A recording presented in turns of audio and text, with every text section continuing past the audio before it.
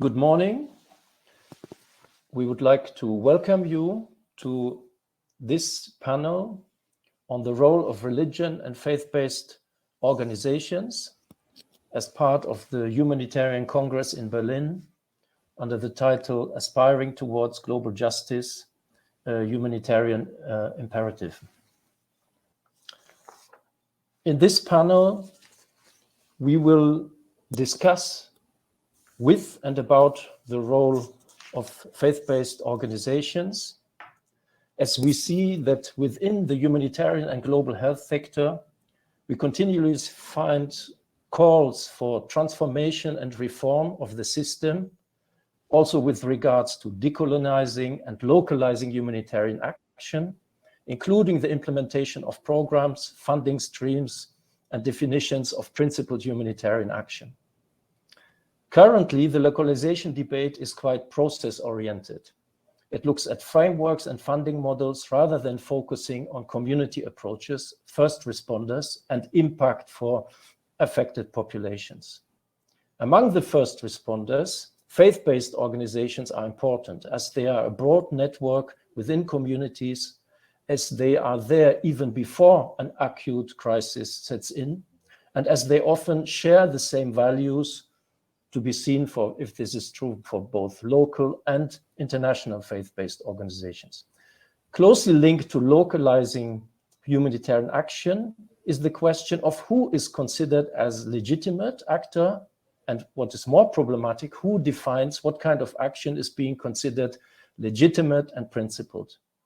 Secular and international organizations often appear in the driving seat of international processes and regulations, define the humanitarian space, and often, not always, do so referring to the principles of neutrality, impartiality, and independence.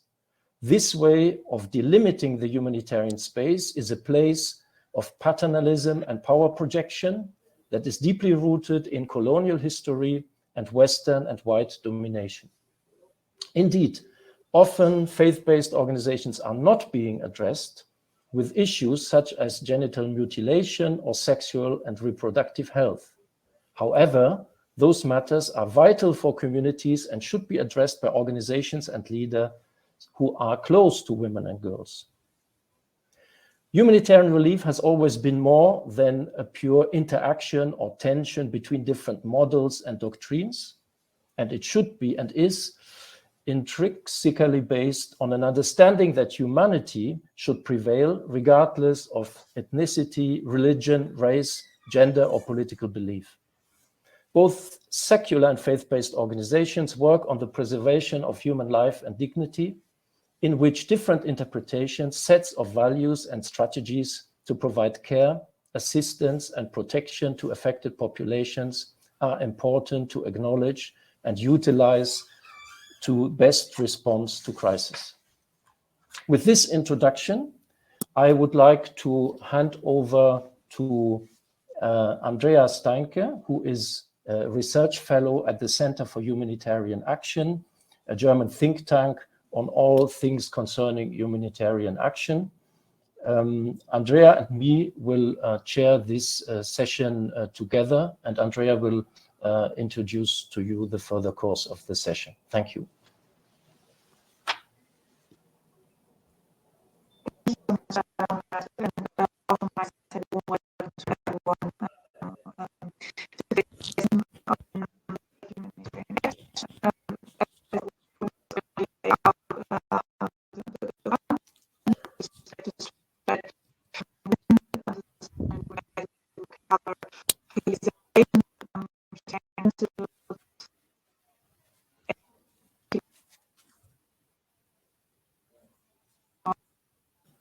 Sorry, I think we have a technical problem. So Andrea, maybe try to refix your setup. So because we hear you only intermittently.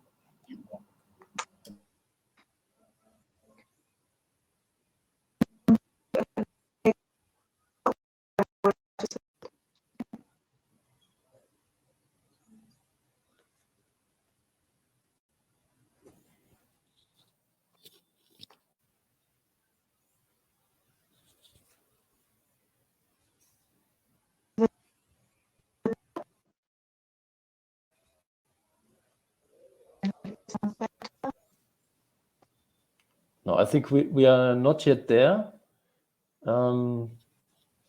Maybe you could try to the typical issue with an online conference. So maybe we could get some technical advice to fix the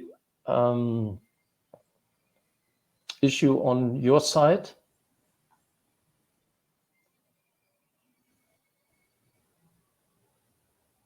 Using maybe the computer, mic and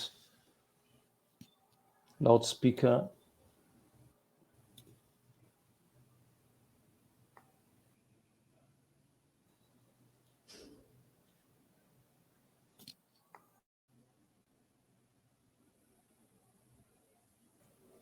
So we give 1 minute to Andrea to fix it. Apologies to the audience, and maybe in the meantime, I would like to welcome the online audience to this workshop and session, and ask for your patience. I hope we will get the problem fixed and can continue our introduction. Thank you.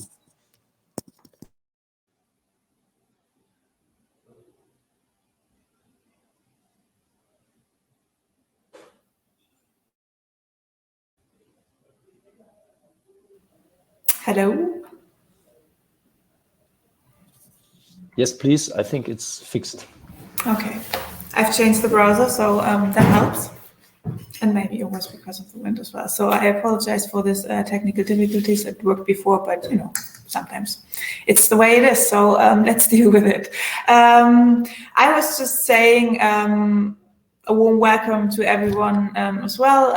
Thank you, Ronald, for making the introduction. In this panel, we would like to cover some 3 basic and also complex points, which are localization, the humanitarian principles, and secular and religious norms and values within the humanitarian sphere. So to do so, I would love to introduce our panelists for today. So I would like to start with Sister Gracie Aditiraye. She's an associate professor in Bahr el Ghazal University in South Sudan since 2007. She holds a master's degree in education from Haiti University and a master's degree in public health. And she's working in Sudan and South Sudan since 33 years within the humanitarian sector in the field of emergency relief, nutrition, health, and she is heading the Mary Help Association in South Sudan at the moment. Warm welcome to Sister Gracie. Our next panelist is Sabrina Khan. She's a graduate economist from the University of Bonn. She held various positions at the German Development Service, der Deutsche Entwicklungsdienst, before joining Islamic Relief Germany in 2011. Since 2013, she's the head of programs at Islamic Relief, and one of her focus areas is the contribution of Islamic faith on addressing humanitarian and development challenges to effect meaningful and sustainable change within the sector. Our third panelist is Ronald Ofteringer, holds a master's in Islamic Studies, Ethnology, and Political Science from Berlin Freie Universität. Since 2000, he has worked in different fields and HQ positions for the International Committee of the Red Cross, the ICRC, among others in Iraq, Yemen, Maghreb, Egypt, and Mali. He has worked with field delegations on engagement strategies with non-state groups and complex operational contexts, and engaged in dialogue and joint learning with religious leaders and faith-based organizations. Maybe I just introduce myself. My name is Andrea Steinke. I'm a research fellow at the Center for Humanitarian Action, where I mainly lead the research on humanitarian development peace nexus. Within this particular context, I'm well set because I did a PhD on faith-based organizations in response to the earthquake in Haiti in 2010, and have negotiated questions of professionalism and faith on the various levels of humanitarian interventions. So I apologize for the delay.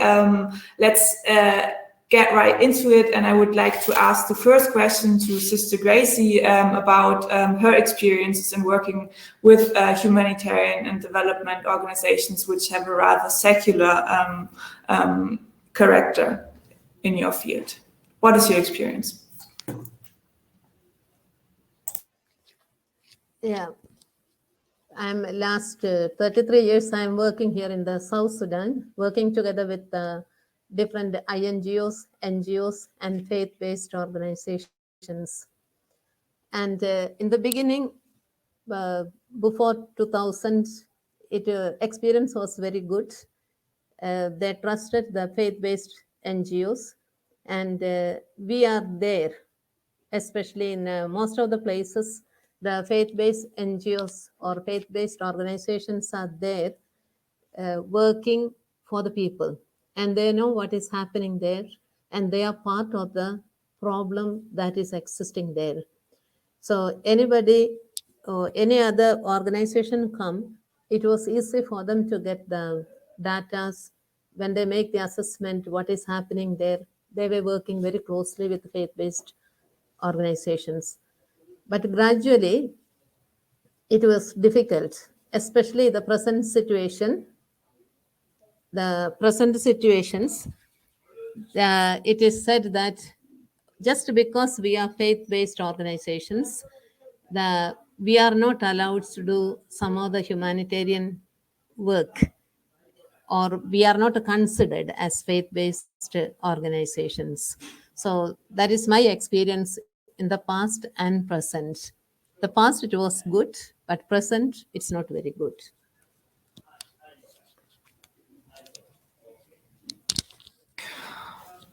One more question. Would you like to elaborate a little bit more? What kind of activities you are not allowed to go on with regards to humanitarian action?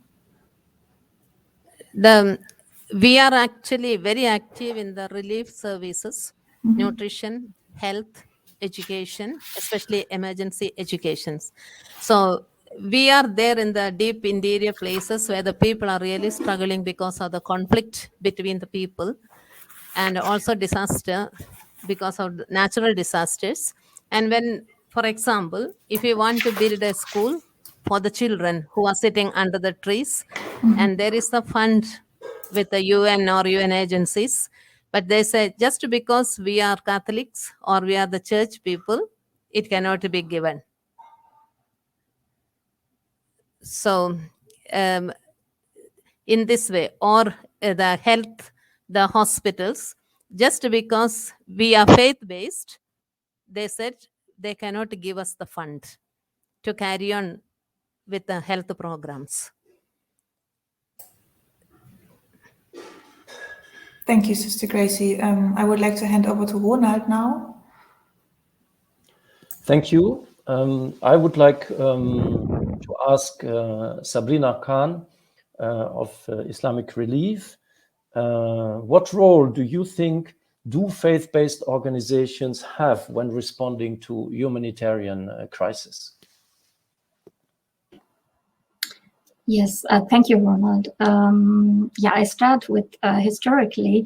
I mean, historically, religious organizations and motivations have been a driving force to provision of relief and development assistance.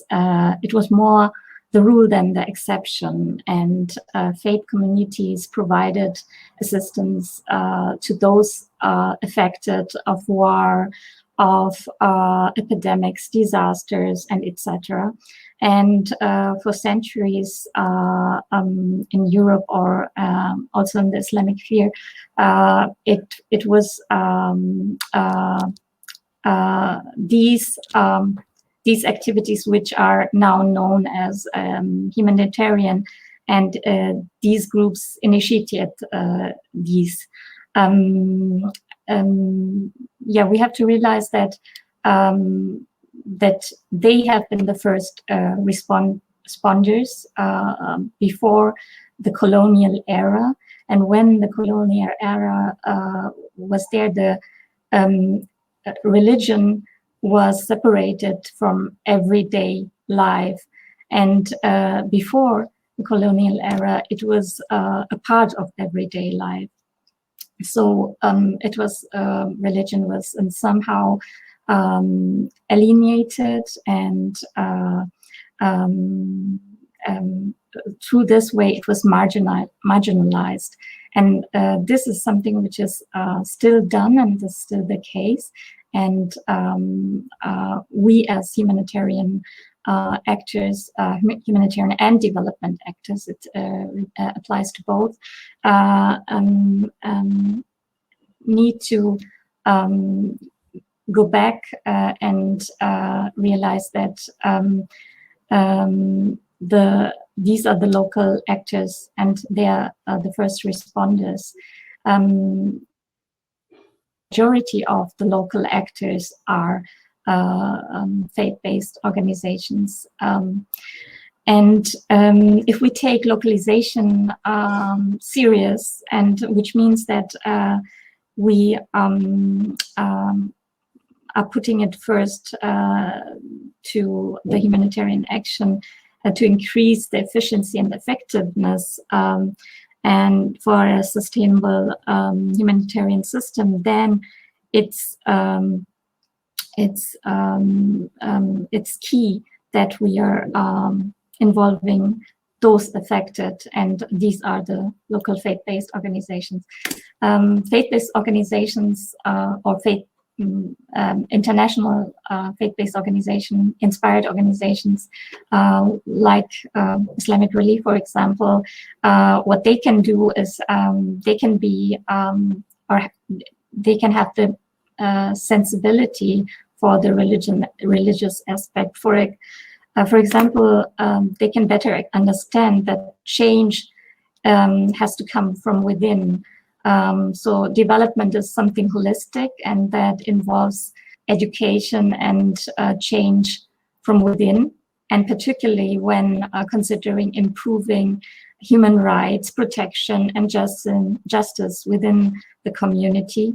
So therefore, Islamic Relief, for example, has been working over the last few years to become fully faith literate, with policies and toolkits for working with Muslim communities on such issues as gender justice, child protection, conflict transformation, environmental protection, microcredit, from a Islamic faith perspective. I think I'll stop here. I've talked a lot. Thanks a lot, Sabrina. I think some of the points that you mentioned are very relevant also for the further discussion, the issue of, let's say, faith and secularism very much on the agenda, for example, in a conflict like the Sahel. But good potential to continue the discussion.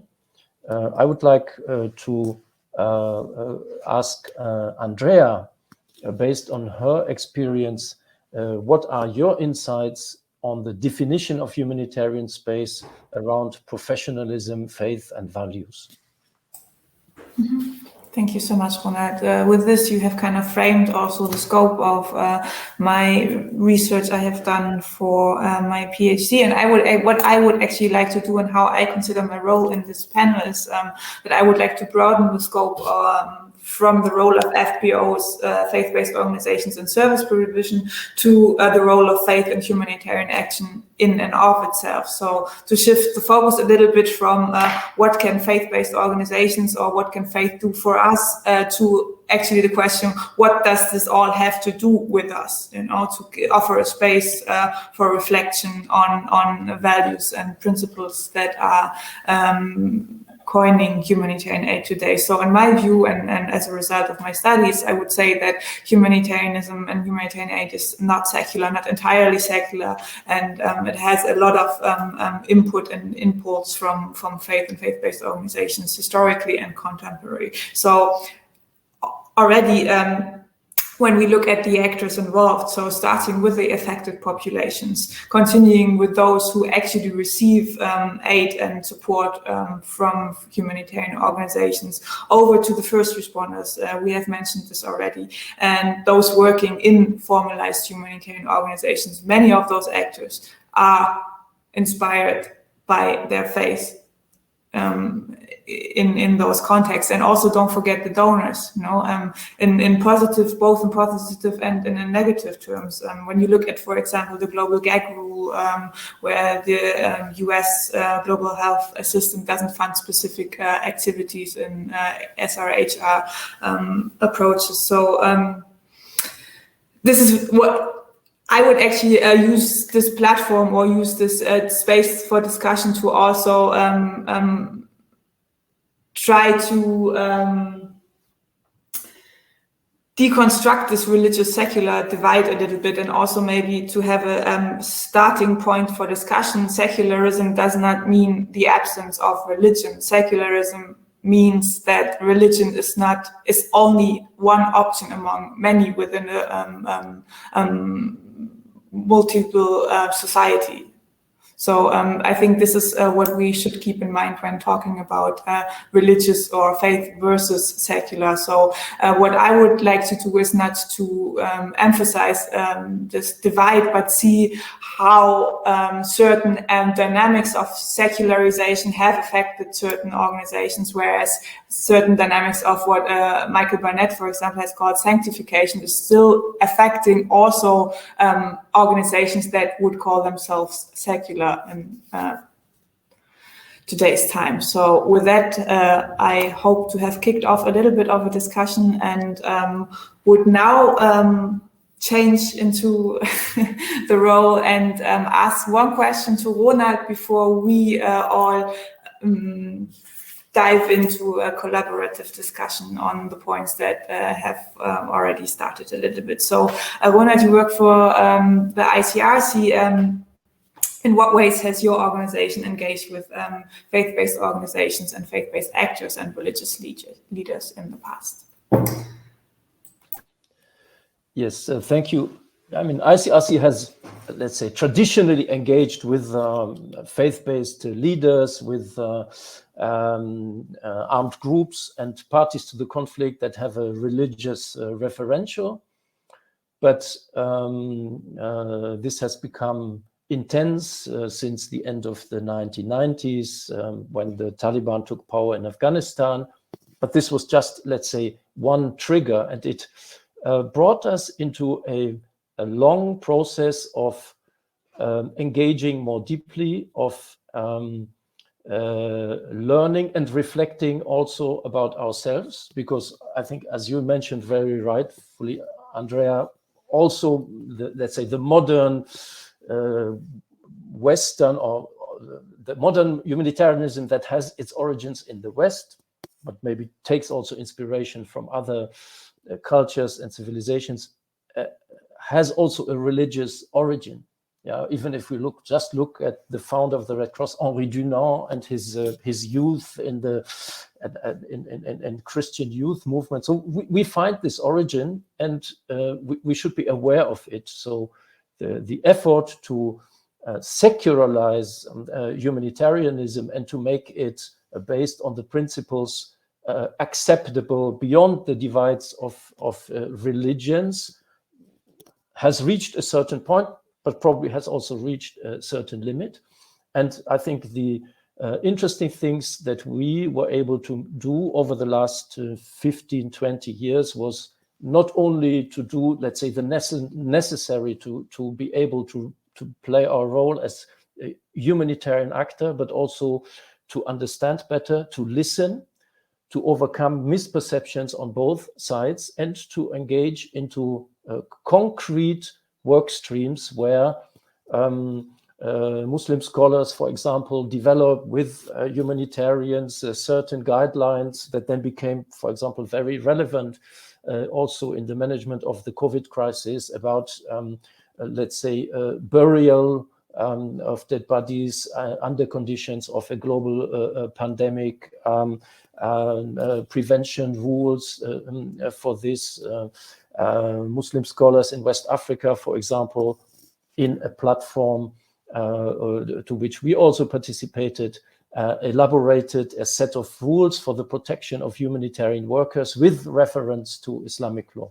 So I would say it is a learning journey. It has been a learning journey for us, and we have been able, and we always have to confess with limitations, to understand better, to engage concretely on several levels with faith-based organizations, be it in the field, be it on a global and policy level. And one element in this, and this is probably also the local grounding, is that we have done this very often together with our first partners, which are the national Red Cross and Red Crescent societies. So maybe when we will discuss humanitarian principles, I might come back to a point there of our experience. Thank you. Thank you, Ronald. Maybe we can take the chance to turn to Sister Gracie and Sabrina and maybe talk a little bit more about what has been called the localization agenda in policy circles, and try to carve out a bit more what, in your view, are the advantages of religious actors or faith-based actors when it comes to the localization agenda. Sister Gracie, would you like to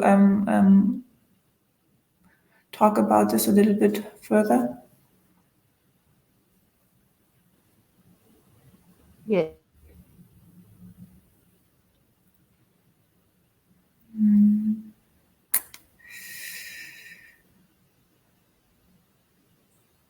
I think you're still muted. Now you're unmuted.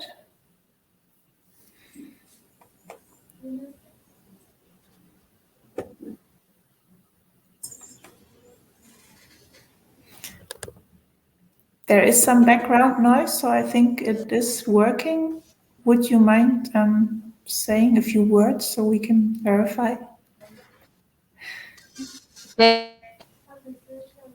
you hear me? Yes. Please go ahead.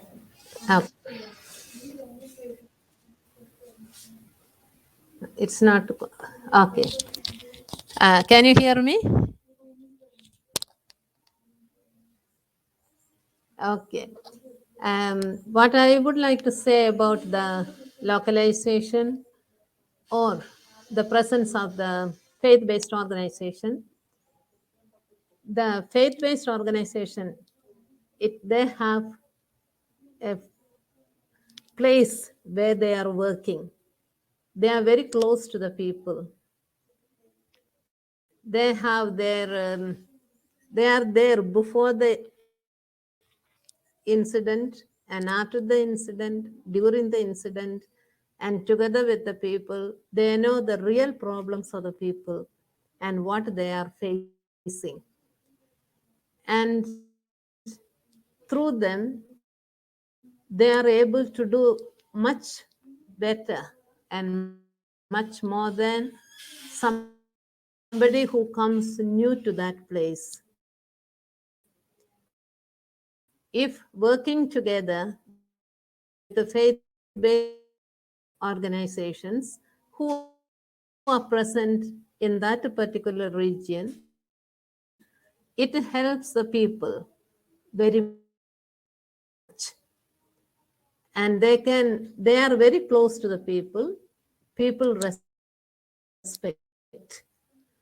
From my experience, I can say, during 98, when there was a great famine and the fight in South Sudan, most of the people have gathered, thousands of people, they ran to the church compound, to our health centers, to our hospitals for help and for medical need, for nutrition, etc.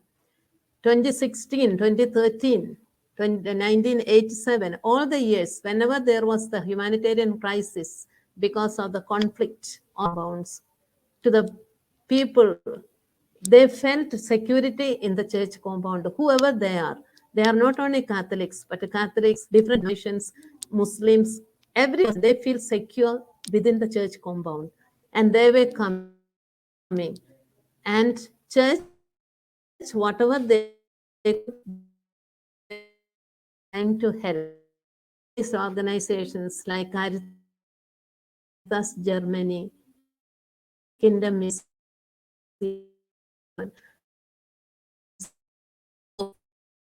forward to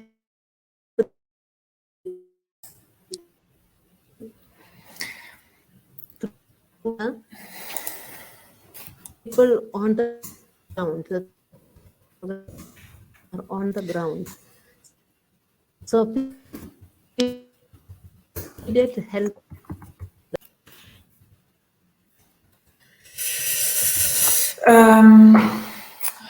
During the last 20 to 30 seconds, I had trouble understanding the words of Sister Gracie. Okay, she dropped out. I hope she will reconnect. Maybe I would ask the background people to tell her to use a different browser. That helped with me at least. Sabrina, would you like to share your experience from working with Islamic relief in terms of the advantages of a religious discourse within the localization agenda? Yes, I would say when I talk about, I would not limit it to the faith-based organizations only as local actors. I would more enlarge the group, including faith. Faith actors. They might be the faith communities, the faith organizations, faith institutions, and so on. It is not only the faith-based organizations, but also from my point of view, it's also the local communities that matter. So from our experience, what we made is that we need to be more sensitive. That applies to all of us, to be more sensitive to faith perspectives and resources of the communities within which we are working, and engagement in and dialogue on values and beliefs is essential, and because this is where the change will come from within. And so if their tradition and religion or views, it might be also views, support the change, then it's the change from within. And it is not something that we have brought. And what we have experienced is that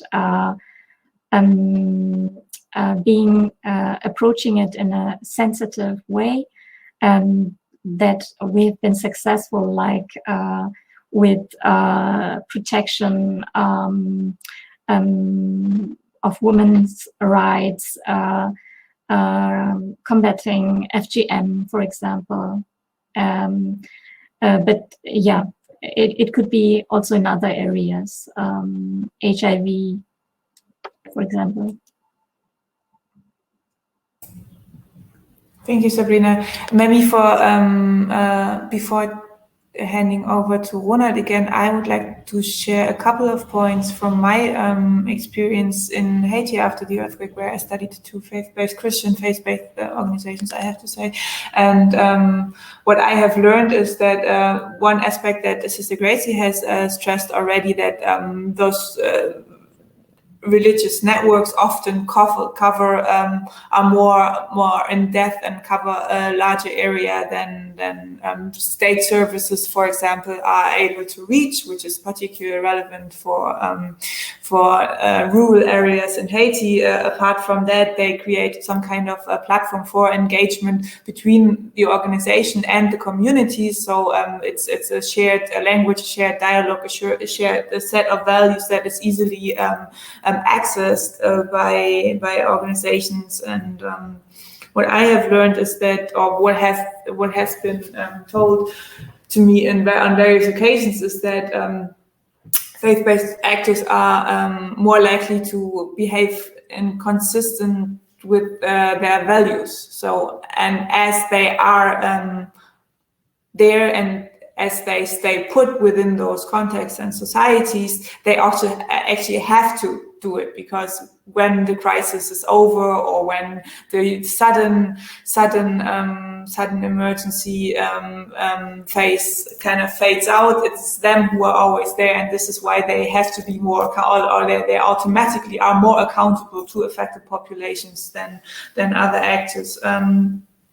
And what has been particularly relevant for my studies was that this dialogue of faith creates a little bit more of a social meaning that transgresses what is often described as a very technocratic way of approaching relief and disaster contexts by international humanitarian organizations. And last but not least, it all boils down to money as well. Faith-based organizations can activate quite fast broad donor base through their religious networks, as sharing and giving to the poor is one of the moral principles of many of the major religions. They automatically can access a very broad donor base. And with that, I hand over back to Ronald. Yeah, thank you, Andrea and Sabrina. We had a question here on how would Islamic relief work in a Taliban-controlled environment, and maybe we could broaden this and ask, how do faith-based organizations manage to work in a conflict environment where religious or confessional identity is one of the dimensions or the conflict lines? Sabrina, please. Okay. Maybe I'll take the example of Afghanistan, because it's so prominent at the moment. I mean, we as Islamic Relief, we've been working in Afghanistan for 25 years now, and working with the communities. And but at the moment, in this transition phase of Taliban taking over, we are in the similar or the same situation as other organizations are too. We face the same problems, the same problems with the banking system, the same problems with our female staff. For example, we, as all humanitarian and development actors, we are trying to find a way to access the people and to provide humanitarian and development programs, because it's the people for whom we are there, and it is a very sensitive situation now, and it is we need to bring a lot of patience in negotiating. But I think what is important is that we stay there, and that we're transparent also. From being a faith-inspired organization, maybe we are at the first hand accepted, or they are the religious values, or some they are common. So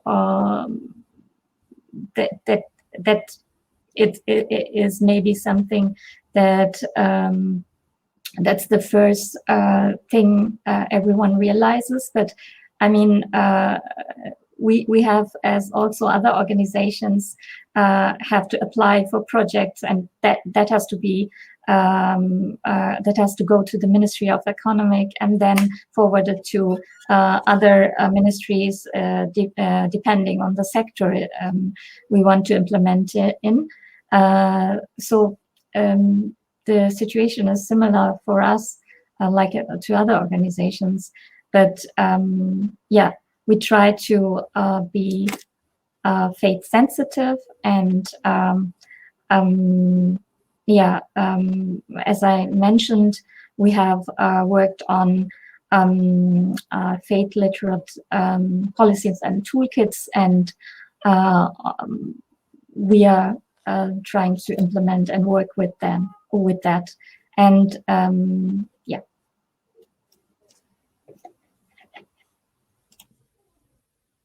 Thank you, Sabrina.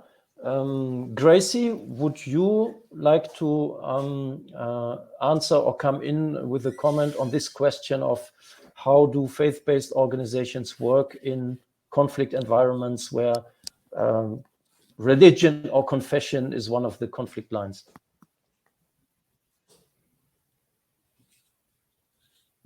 We are normally working. I can only speak from my experience.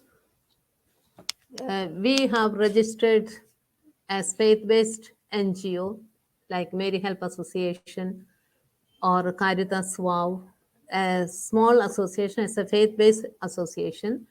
And through it, we get the funds and we continue helping the people in the area. We have the core humanitarian, what do you call it? Standards. Humanitarian standards, which is also a part of the church. We have the 10 Commandments. And this 10 Commandments is translated into different words in the humanitarian standards. And in the 10 Commandments, we have love God, which is value inculcated. People have fear, they respect. And another 7 commandments are towards the neighbor, the love for the neighbor, do not steal, do not take. And these are translated in different words into humanitarian standards. And faith-based organizations, whether it is Islamic or it is Christian, they have these core values in their religion. And with this one, we are practicing the humanitarian service to the people in the different areas. And this helps us even to translate the humanitarian standard which is set out, and we are practicing it, and we have to practice it because this is our religion teaches. I hope you are hearing me. Yes, we heard you well. Thank you so much. And I think it's a very good bridge maybe to talk about the humanitarian principles, because it's one of the foremost allegations or suspicions faith-based organizations are subjected to, is that they might not work in such professional ways as the other formerly secular organizations, and that they are, that through their religiosity, they the adherence to the principles is in danger. Rona, you work for the ICRC, one of the organizations that are called safeguards of the humanitarian principles. What is your experience of how those organizations, or how faith-based organizations and the humanitarian principles actually go hand in hand, and can they?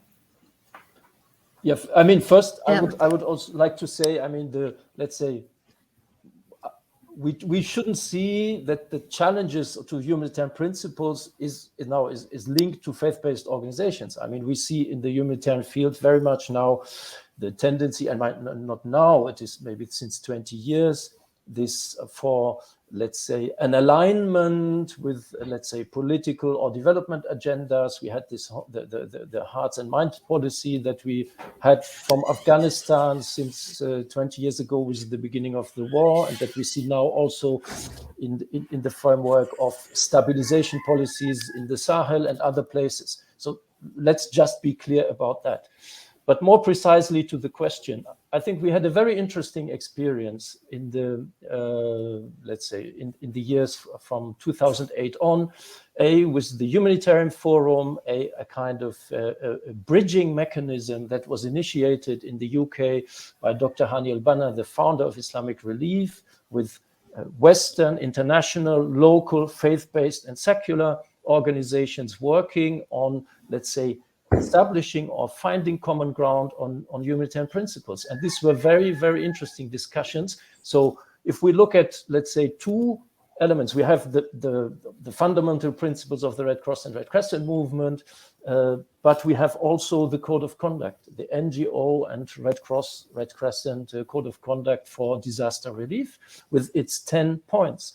And these discussions were very, very interesting because we see particularly that there is, first of all, there was a movement also on the side of the Islamic organizations to develop a set of codes, either in comparison or on their own initiative, to establish principles. Sabrina mentioned, for example, the Maqasid framework of Islamic Relief, and we have others of the Turkish NGO IHH, the OIC, Organization for Islamic Cooperation was involved in that. So we see, for example, that on the Islamic organizations were very strong on the, let's say, the equivalent of the last 5 points of the code of conduct. And the code of conduct is, in a way, is part of or transformed into the core humanitarian standards. It's a part now of the core humanitarian standards that Sister Gracie mentioned.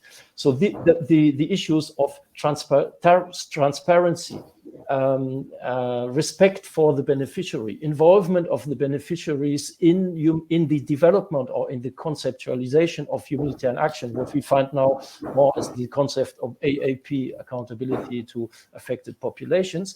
So then we see, of course, that a part of the Islamic organizations might have an approach that we could call more a solidarity approach, but others have also developed, and particularly when it comes to very operational work in conflict context, concepts that are in the end equivalent to neutrality. I mean, being accepted by all sides, being accepted by all sides, not engage into controversies in order to be accepted and have the trust of all sides, as the definition of neutrality goes. So these are very interesting observations. And maybe a final point is that the mode of action in this, that we later developed also with ICVA, the International Council of Voluntary Agencies, is to organize joint learning events. So it is not about teaching humanitarian principles or disseminating humanitarian principles from one side, but doing joint learning, discovering each other's, and then also find a consensus within the framework of, let's say, a common ground on main things, and then understanding also that there are different interpretations. Over to you. Thank you, Ronald. I would like to stress 2 more points, and maybe after that we would turn to the questions from the audience. It might be a good time frame. A couple of things I would like to add to the discussion right now, to the humanitarian principles and also to the code of conduct, because one thing very relevant to the 1994 code of conduct is that it's nothing that has been pushed onto faith-based organizations. Faith-based organizations had been at the forefront of the initiation of this code of conduct. 4 of the 8 organizations in the steering committee who actually formulated the code were faith-based organizations. So I think this is also very relevant, and also with regards not only to the 5 to 10 commandments, if I can call it like them, of the code of conduct, but also with regard to the major 4 ones. And this is the second point I would like to make. That our conception, the humanitarian conception of humanity, is for many organizations directed towards the idea that humans are created in the likeness of God. And I would like to add that also two of the three founding organizations of the institution I work for, the Center for Humanitarian Actions, are faith-based organizations, and they have it in their statutes that their first humanitarian principles is actually based on this conception. So just again to stress again that also for organizations and institutions that would like to think they have nothing to do with religion and religious discourse, also from the last point I would like to make from a historical perspective, because one of the main problems within the humanitarian sector at the moment is that it kind of reproduces the project cycles when looking at its own history and identity. You know, much of Ronald has stressed it already, much of what we now consider secular humanitarian values are inspired by European moral philosophy, which is based on religious values. So we should not forget this. I'm not arguing for more or less religion in this context. I'm just I'm looking at social phenomena and try to understand how they influence the behavior of people and of organizations. So I think for an honest reflection, also with regard to justice and also decolonization, the humanitarian sector should kind of engage with those aspects a little bit more, I would say. Let's continue with the couple of questions there are in the chat. Let me try to cluster them. Ole Hengelbrock has asked a question about funding with regard to what Sister Gracie has said. That he shared an observation with us. The words of Sister Gracie mentioned somehow the challenges of direct funding. In the research, we concluded in this regard, many actors do not consider themselves as NGOs, but rather as FBOs. And NGOs is more or less a construct that they need to fit into the legal recognition and access to funding. So it's a tool. This framework is a tool to actually access funding and be able to operate within this.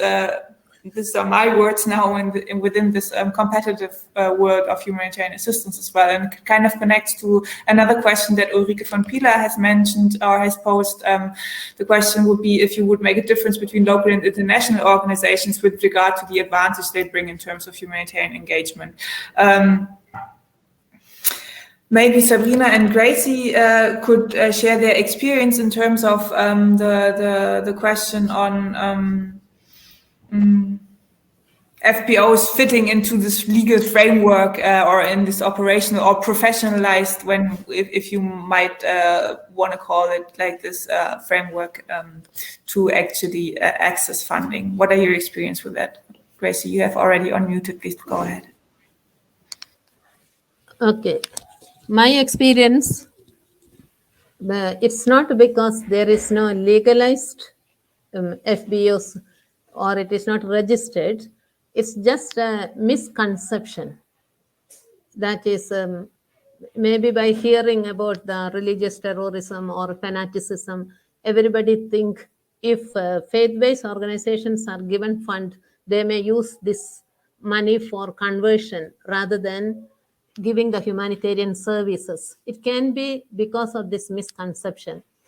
One NGO, I was just speaking to them, I said, actually, the humanitarian services started with the words of Jesus Christ. That is, when I was hungry, you gave me food. When I was sick, you took care of me. When I was thirsty, you gave me drink. But Jesus never said to convert and then you give water or you give water. He said, who is my neighbor? Whomever is in need, that is a neighbor. But never he told us to convert them and then only you help. And based on this one only, we faith-based organizations are working, going from country to country, giving service to the people who are in need, not for profit making. But this part is not understood by very many donors. And my own experience of 33 years working in the Sudan and South Sudan, very many times when I ask, they say, no, you are Catholic Church, you are faith-based. So we cannot help faith-based. donors do not allow to use for faith-based, not because it is not legally registered, because Mary Help Association is legally registered in the South Sudan. We have all the right, we have everything in place, but only because of faith-based donors, some of the donors, they say, cannot be given money to Mary Help Association. And I can give you with examples, but now I am not mentioning, but it's present here, at present. It was not earlier. Earlier, it was very much easy to work. They were coming to us, they were telling us to do it, and they were there with us when we are delivering. But with the too many NGOs coming in, INGOs are there, they prefer work through the INGOs rather than through the faith-based localized NGOs. This is my experience. And something I can say, regard to Catholic Church, they are always going for really the people who are in need. And always the people are coming first to the Catholic Church or the ECS Church or faith-based organization which are here in South Sudan. First they go help to them. And thanks be to God, we have very many of the NGOs which are like Caritas Germany or Mary's Meal. Many of this kind of donors, they help us so that we can continue our humanitarian services for the people. Thank you so much, Sister Gracie. Maybe I would like to give the word to Sabrina to make an observation, not from a localized faith-based organization, but exactly from an organization which is a faith-based international NGO, a very important actor on the international sphere, to share her experiences about conceptions and misconceptions about of faith-based, also international faith-based actors in this arena.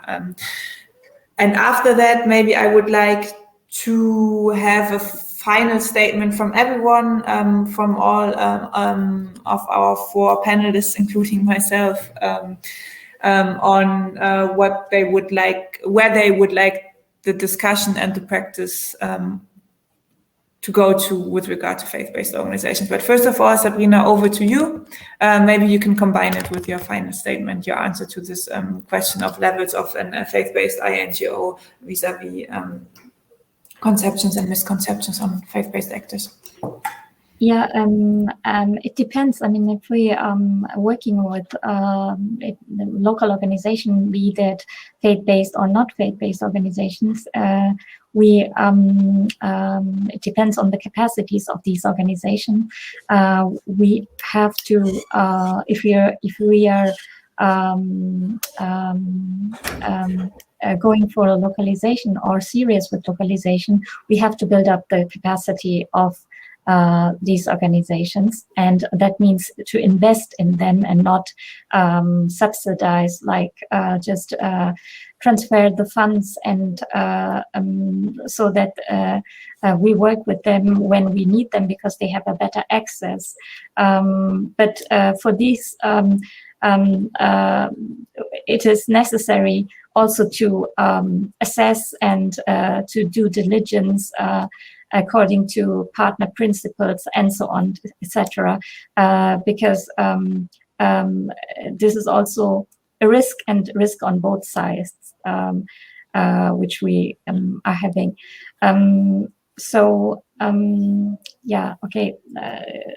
Final word on faith-based organizations and the overall, maybe the subject of justice. Yeah, there are more similarities than differences, I would say, between, be it faith-based, faith-inspired, or whatever, secular or whatever. I don't have another good word, but it shows, for example, already mentioned the Maqasid model from an Islamic understanding, like development is made up of 5 essential components, which is spirituality, faith, intellect, life, wealth, and prosperity. And each component is connected with obligations towards various stakeholders like the state, the government, people, family, community, and so on. And this is a quite right-based approach, and this is a good common ground and a huge potential to fight injustice on injustice together. And it is important, or the central issue should be the dignity of living being, be it human or any other. Thank you, Sabrina. We are a little bit over time. I've asked the organizers for 2 or 3 minutes more. We got those 2 or 3 minutes. Please, Ronald and Gracie, share your final statement for today's session. Maybe Ronald, you start, and then I would hand over to Sister Gracie. Yeah, thank you. Very much in line with what Sabrina said.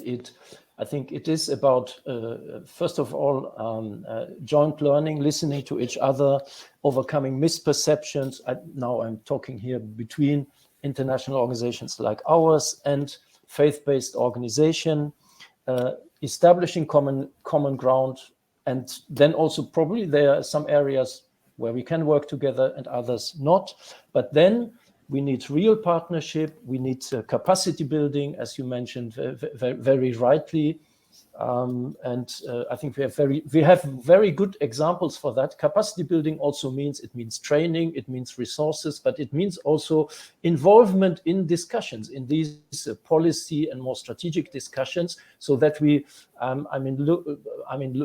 look each other in the eyes and then work together. And this is then also, I think, an element of justice, or overcoming gradually this huge inequality or gap in terms of access to resources, but also being around the table. I think we have made progress. The 20th anniversary of the Code of Conduct in 2013 was celebrated in Geneva in an event organized by the International Federation with IHH, with I think also Dr. Abbas Arwa of the Cordoba Foundation around the table, who have presented the Islamic version. And this is only one aspect. And as you write, faith-based organizations on the let's say Christian side are anyway among the let's say founders and everything. So I would say this joint learning. Thank you, Ronald. Sister Gracie, over to you with final statement. Thank you very much. It was a very nice time. It was my first experience joining like this one conversation, and knowing each other and hearing from one another. I think, as Ronald mentioned, capacity building of the local NGOs or FBOs, it helps much to the people in the place, and the confidence we can gain from the international NGOs and donors, and we will be able to give much help to the people who are around us. Once again, I thank you so much. God bless you all. Thank you, Sister Gracie. My only point that I would like to stress is that I think if humanitarian aid is truly mandated by the people and people-centered, then it actually cannot turn a blind eye on the faith of the people involved in the encounter, and that includes also the humanitarians and also those who are working in the humanitarian sector. And I think this is a good moment for reflection to maybe also unravel hidden assumptions and values and norms that hinder progress within the sector of the humanitarian world. So thank you very much to all of you, Sabrina, Sister Gracie, Ronald, for sharing your experiences and sharing your ideas on the topic. I hope we can take this discussion further. Please don't hesitate to get in contact. Also, people from the audience, if you would like to discuss more in depth or in other fora, we would be happy to do so. And with that, I would like to end the session. Thank you very